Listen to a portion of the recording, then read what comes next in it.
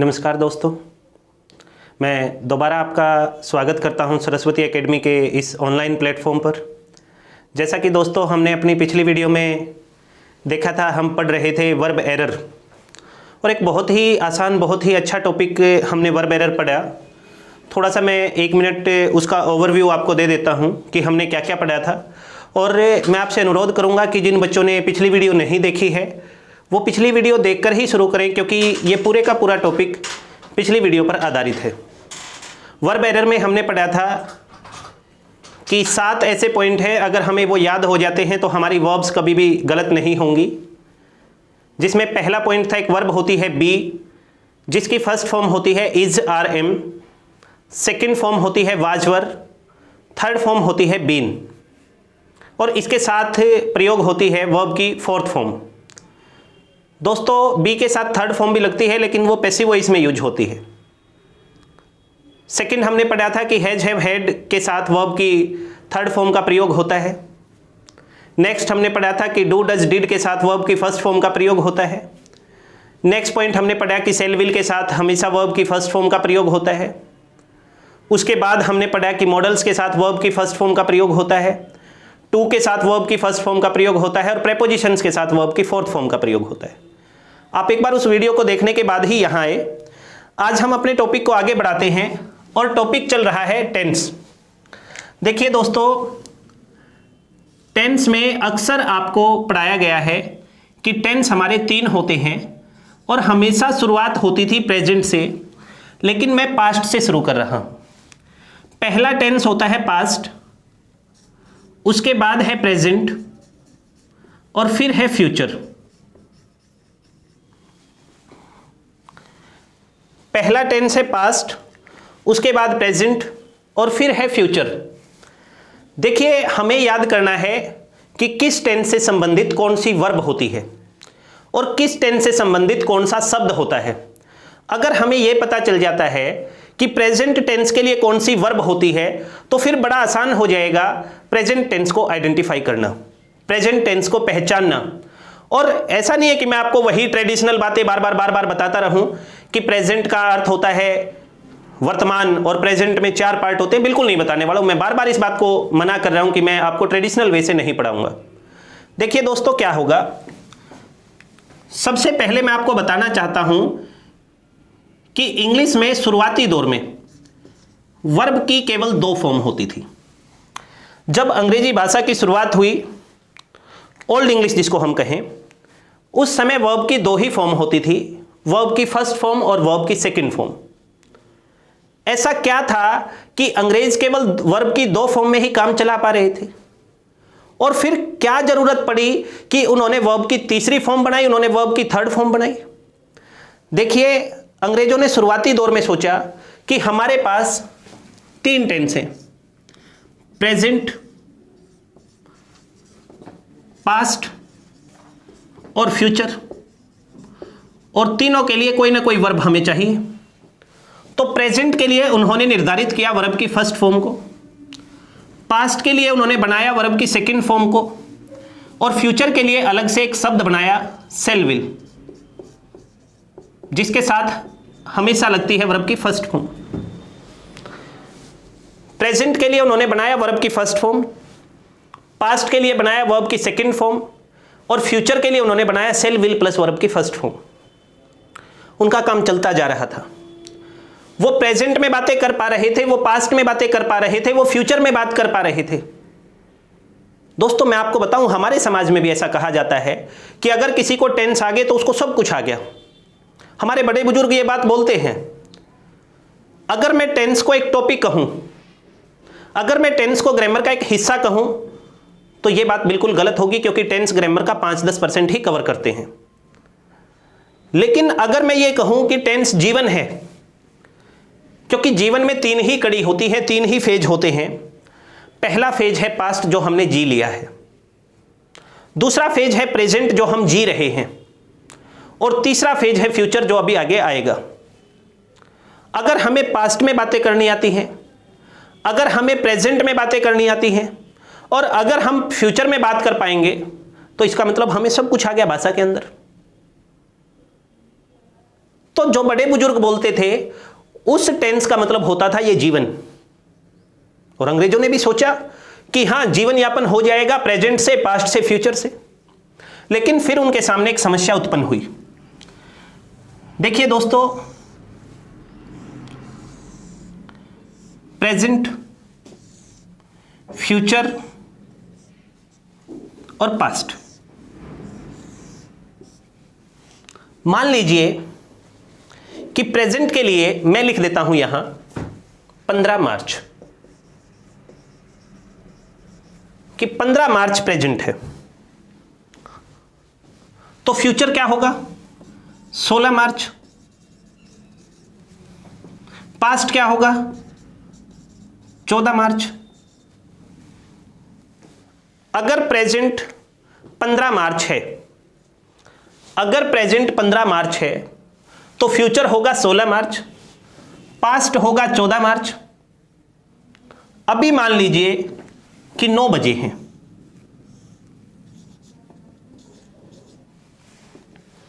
जिस भी समय आप बैठकर इसको देख रहे हैं, जिस भी समय आप इससे पढ़ रहे हैं, उसी समय को मान लीजिए कि वो समय अभी हुआ है,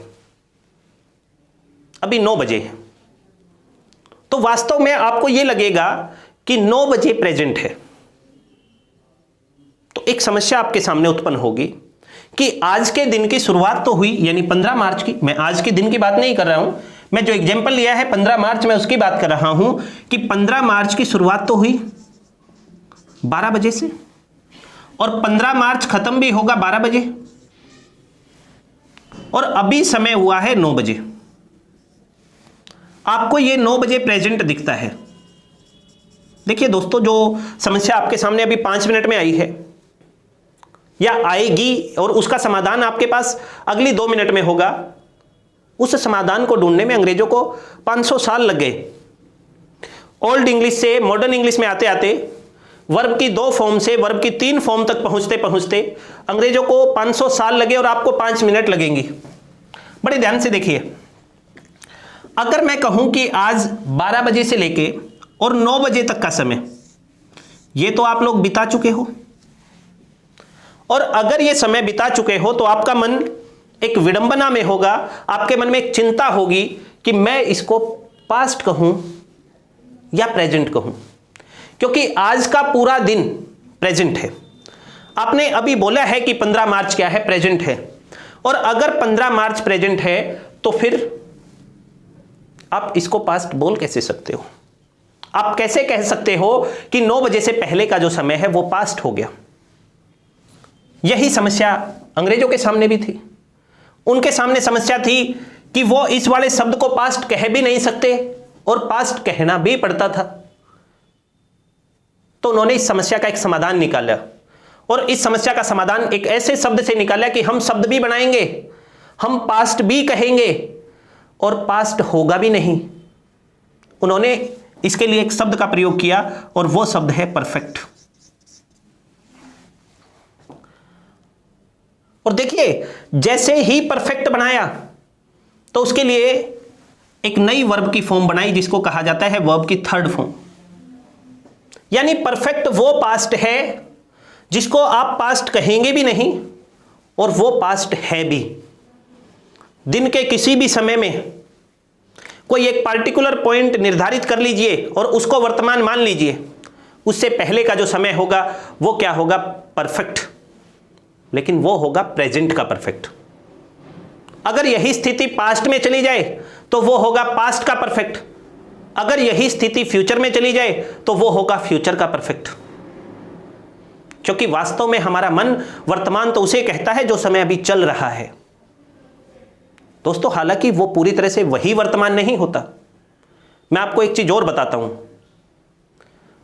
एक समय ऐसा है इंटेंसिज में ही जो टेंस का हिस्सा होना चाहिए था, लेकिन टेंसिज के अंदर लिखा नहीं गया। मैं उस स्ट्रक्चर के बारे में बात करूंगा। हालांकि अंग्रेजों ने वो स्ट्रक्चर बना रखा है, अंग्रेजी भाषा में वो स्ट्रक्चर है, लेकिन वो टेंसिज के अंदर नहीं लिखा गया, जबकि लिखा जाना चाहिए था। देखिए, अब पहले इस चीज को समझिए कि परफेक्ट क्या है। परफेक्ट वो पास्ट है जो प्रेजेंट में ही है। यानी आज के दिन में, आज से पहले का समय जो हमने बिता दिया है उसको हम क्या कहते हैं? परफेक्ट। यानी आपकी एक समस्या थोड़ी सी हल हुई। अब यहां पर दिन की बजाय महीने का एग्जाम्पल लेते हैं। अभी मार्च महीना है,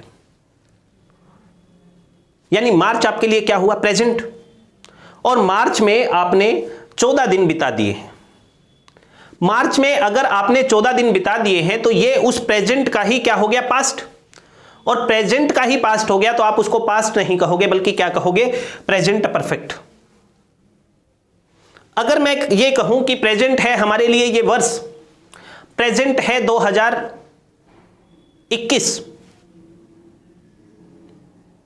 तो दोस्तों 2021 में आपने जो महीने बिता दिए हैं, 2021 में जनवरी और फरवरी, वो आपका क्या हो गया? Present perfect. वो पास्ट नहीं है क्योंकि पास्ट है 2020।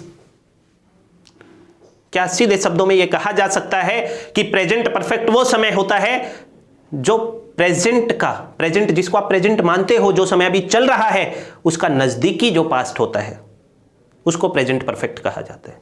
यानी आपको अभी तक केवल इतनी बात क्लियर हुई है कि प्रेजेंट के लिए वर्ब की फर्स्ट फॉर्म, पास्ट के लिए वर्ब की सेकंड फॉर्म, फ्यूचर के लिए शैल विल प्लस वर्ब की फर्स्ट फॉर्म और परफेक्ट के लिए वर्ब की थर्ड फॉर्म। इतनी बातें हमें क्लियर हो गई। थोड़ा सा आगे बढ़ते हैं दोस्तों। जो समय अभी चल रहा है, अभी तो वो लगभग 9:10 हो गया होगा, जो समय अभी चल रहा है उसको कहा जाता है कॉन्टिन्यूअस।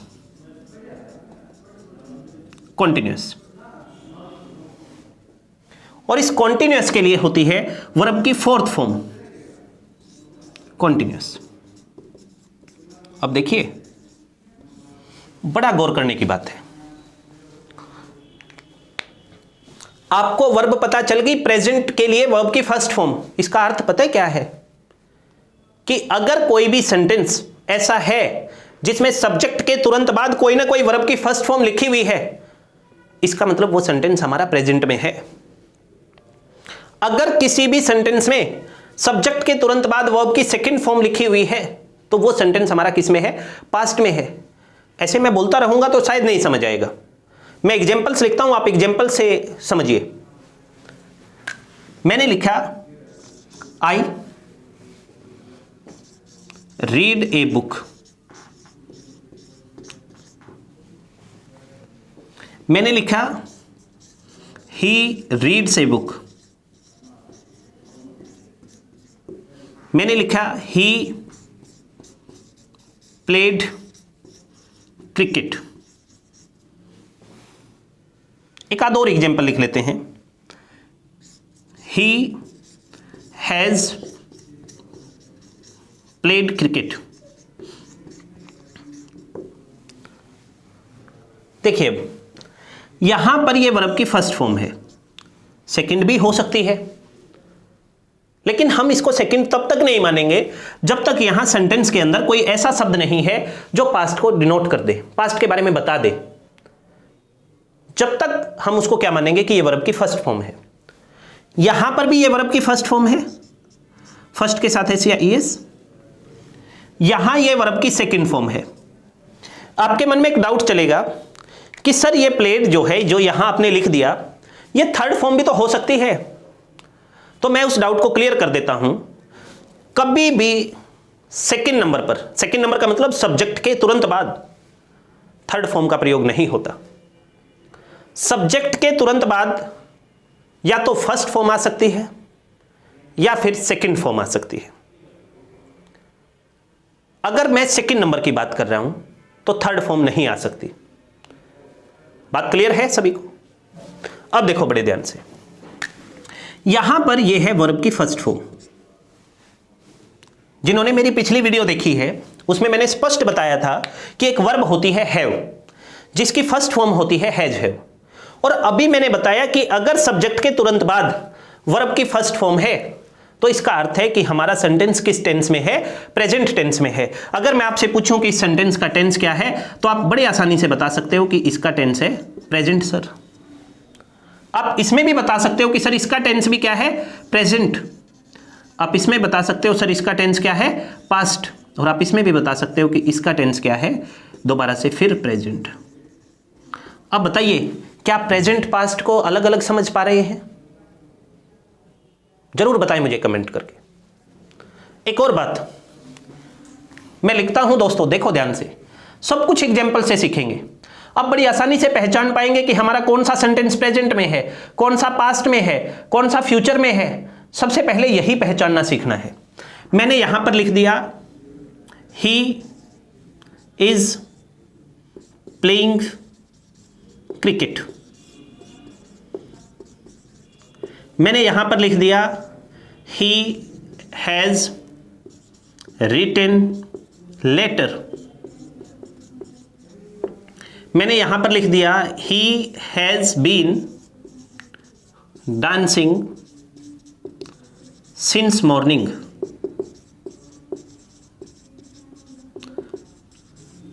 मैंने यहां पर लिख दिया ही कुक्स फूड। फिर मैंने सेंटेंस लिखा ही वॉज कुकिंग फूड।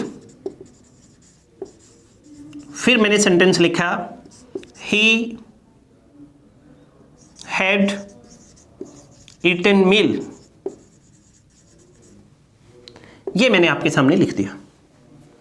अब बड़े ध्यान से देखिए, यहां पर सब्जेक्ट के बाद है वर्ब की फर्स्ट फॉर्म, बी वर्ब की फर्स्ट फॉर्म। और अगर ये फर्स्ट फॉर्म है तो इसका मतलब टेंस कौन सा हुआ, प्रेजेंट। क्लियर? यहां पर है वर्ब की फर्स्ट फॉर्म, इसका मतलब टेंस कौन सा हुआ, प्रेजेंट। यहां पर क्या है, वर्ब की फर्स्ट फॉर्म, इसका मतलब टेंस कौन सा हुआ, प्रेजेंट। यहां पर है वर्ब की फर्स्ट फॉर्म, इसका अर्थ टेंस कौन सा हुआ, प्रेजेंट। यहां पर है वर्ब की सेकंड फॉर्म, इसका अर्थ टेंस कौन सा हुआ, पास्ट। और यहां पर है वर्ब की सेकंड फॉर्म, इसका अर्थ टेंस कौन सा हुआ, पास्ट। यानी दोस्तों अभी तक हमने इतना सीखा है कि अगर सब्जेक्ट के तुरंत बाद वर्ब की फर्स्ट फॉर्म है, सब्जेक्ट के तुरंत बाद वर्ब की फर्स्ट फॉर्म है, तो हमारा सेंटेंस प्रेजेंट टेंस में। अगर सब्जेक्ट के तुरंत बाद वर्ब की सेकंड फॉर्म है तो हमारा सेंटेंस पास्ट टेंस में है। और अगर सब्जेक्ट के बाद विल या सेल है तो हमारा सेंटेंस फ्यूचर में है। यहीं से तो कंक्लूजन निकला कि प्रेजेंट का अर्थ होता है वर्ब की फर्स्ट फॉर्म, पास्ट का अर्थ होता है वर्ब की सेकंड फॉर्म, और फ्यूचर के लिए हम प्रयोग करते हैं क्या, सेल विल प्लस वर्ब की फर्स्ट फॉर्म। बताइए आपको इतनी बात समझ आई या नहीं आई? इसके बाद हम आगे बढ़ते हैं। मैंने आपको लिखवाया कि परफेक्ट का अर्थ होता है वर्ब की थर्ड फॉर्म और कॉन्टिन्यूअस का अर्थ होता है वर्ब की फोर्थ फॉर्म। आप दोबारा एक बार मेरे साथ बोलेंगे, बोलने से याद होता है। प्रेजेंट का अर्थ वर्ब की फर्स्ट फॉर्म, पास्ट का अर्थ वर्ब की सेकंड फॉर्म, फ्यूचर का अर्थ सेल विल प्लस वर्ब की फर्स्ट फॉर्म, परफेक्ट का अर्थ वर्ब की थर्ड फॉर्म और कॉन्टिन्यूअस का अर्थ है वर्ब की फोर्थ फॉर्म। बताइए आपको इतना याद हुआ या नहीं?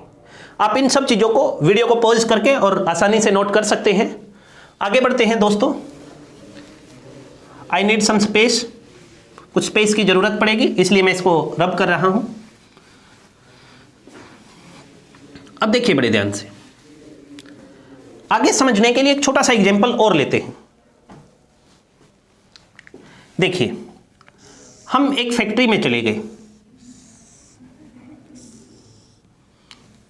इस फैक्ट्री में अलग अलग यूनिट बनी हुई थी, अलग अलग कमरे बने हुए थे। ये मान लीजिए कि फैक्ट्री का मेन गेट है। जैसे ही हमने इस फैक्ट्री में प्रवेश किया तो हमें यह पता चला कि इसके अंदर 3 ब्लॉक हैं, 1, 2 और 3। यहां पर बनते हैं टॉवल, तौलिए बनते हैं। यहां पर मैं गया, इस ब्लॉक में गया तो मैंने देखा कि यहां पर कुछ इंसान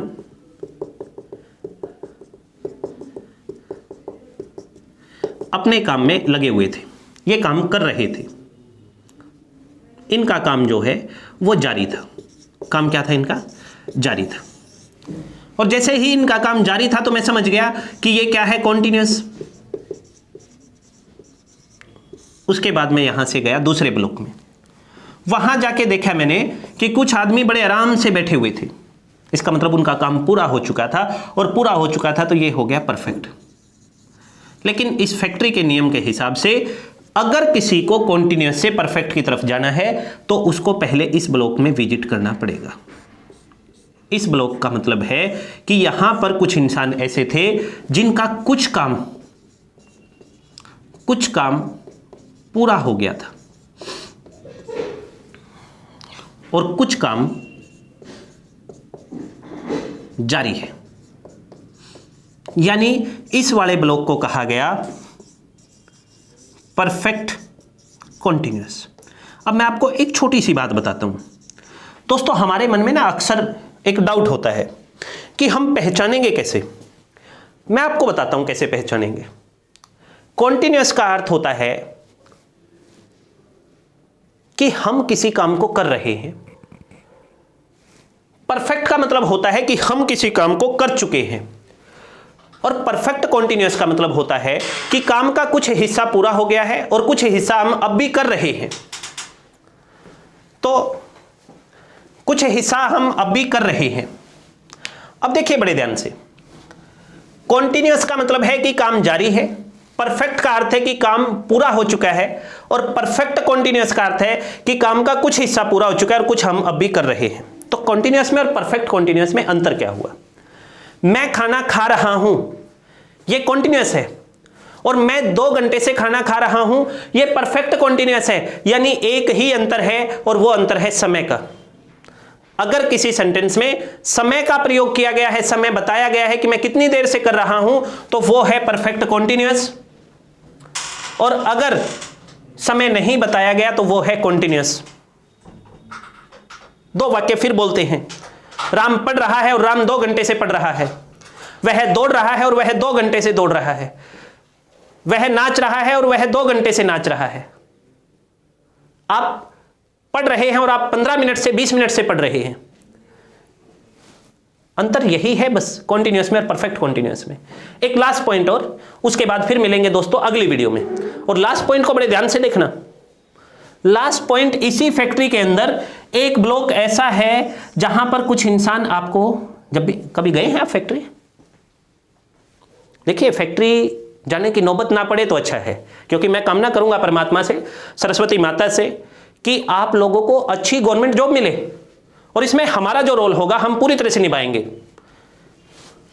अगर आप कभी फैक्ट्री जाए तो एक अधिकारी बनकर जाए, और अधिकारी बनकर वहां जाकर देखें कि वहां क्या होता है। वहां पर कुछ इंसान आपको इधर उधर घूमते मिलेंगे, बीड़ी पीते। इनको देखने से आपको यह नहीं पता चलेगा कि इनका काम जारी है या इनका काम पूरा हो चुका है। ऐसी परिस्थिति को कहा जाता है इंडेफिनिट। इंडेफिनिट का मतलब ही होता है, शाब्दिक अर्थ ही होता है अनिश्चित। अब देखो दोस्तों, मैंने आपको बताया कि कॉन्टिन्यूअस होता है जिसमें काम जारी है। परफेक्ट का मतलब है कि काम पूरा हो चुका है। परफेक्ट कॉन्टिन्यूअस, कुछ काम पूरा हो चुका है, कुछ जारी है। और इंडेफिनिट का मतलब है कि हम अनिश्चित हैं कि हमारा काम जारी है या हमारा काम पूरा हो चुका है। अब ध्यान से देखना, अगर मैं लिखूं कि परफेक्ट कॉन्टिन्यूअस के लिए वर्ब क्या होगी सर, तो कोई बड़ी बात नहीं। परफेक्ट कॉन्टिन्यूअस के लिए, परफेक्ट के लिए वर्ब की 3rd फॉर्म और कॉन्टिन्यूअस के लिए वर्ब की 4th फॉर्म। इंडेफिनिट में हम होते हैं निश्चित, इंडेफिनिट में हम होते हैं अनिश्चित, इसलिए इसकी कोई वर्ब हमने निर्धारित नहीं की है। तो दोस्तों मिलते हैं अगली वीडियो में, और अगली वीडियो में शुरुआत यहीं से करेंगे, इनके एग्जांपल्स के साथ शुरुआत करेंगे कि कैसे आप इन सभी टेंसेज को पहचान सकते हैं, सेंटेंस लिखते ही पहचान सकते हैं कि कौन सा टेंस है। धन्यवाद।